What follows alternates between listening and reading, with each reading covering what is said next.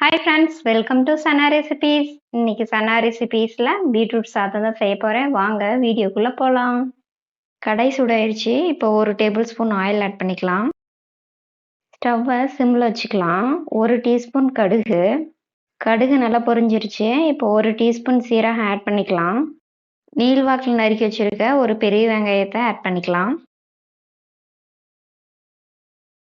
வெங்காயம் நல்லா வதங்கின பிறகு கருவேப்பிலை, பச்சை மிளகாய் போட்டு நல்லா வதக்கிக்கலாம்.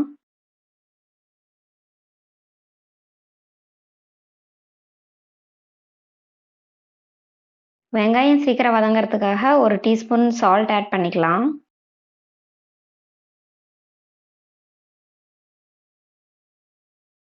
வெங்காயத்தோட கலர் லைட்டா சேஞ்ச் ஆக ஆரம்பிச்சிருச்சு. இப்ப நம்ம பொடியா நறுக்கி வச்சிருக்க ஒரு பச்சை மிளகாய ஆட் பண்ணிக்கலாம். இப்ப ஒரு கொத்து கருவேப்பிலை ஆட் பண்ணிக்கலாம். வெங்காயம், பச்சை மிளகாய், கருவேப்பிலை எல்லாம் நல்லா வதங்கிருச்சு. இப்ப துருவி வச்சிருக்க 1 கப் பீட்ரூட்டை ஆட் பண்ணிக்கலாம்.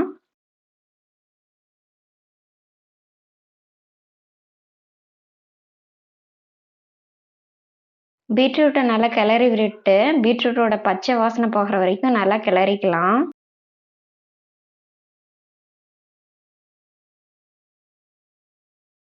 பாருங்க, பீட்ரூட்டோட கலர் லைட்டா சேஞ்ச் ஆக ஆரம்பிச்சிருச்சு.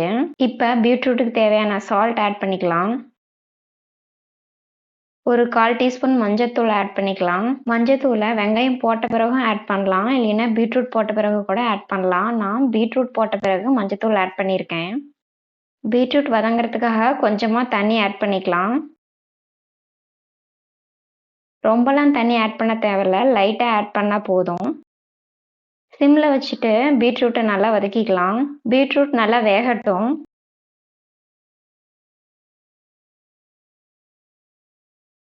ஒரு கப் பாஸ்மதி ரைஸை வேக வச்சு எடுத்திருக்கேன். இப்போ இதை ஆட் பண்ணிக்கலாம்.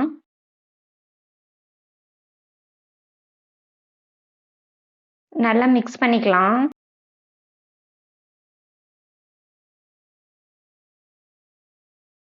இப்போ பீட்ரூட் சாதத்துக்கு தேவையான சால்ட் ஆட் பண்ணிக்கலாம்.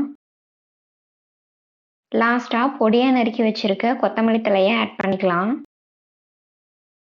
இப்போ இதை நல்லா மிக்ஸ் பண்ணிக்கலாம். அவ்வளோதான் ஃப்ரெண்ட்ஸ், பீட்ரூட் சாதம் ரெடி. இந்த ரெசிபி உங்களுக்கு பிடிச்சிருந்துச்சுன்னா சனா ரெசிபீஸ்க்கு லைக் பண்ணுங்க, ஷேர் பண்ணுங்க, மறக்காம சப்ஸ்கிரைப் பண்ணுங்க. தேங்க்யூ.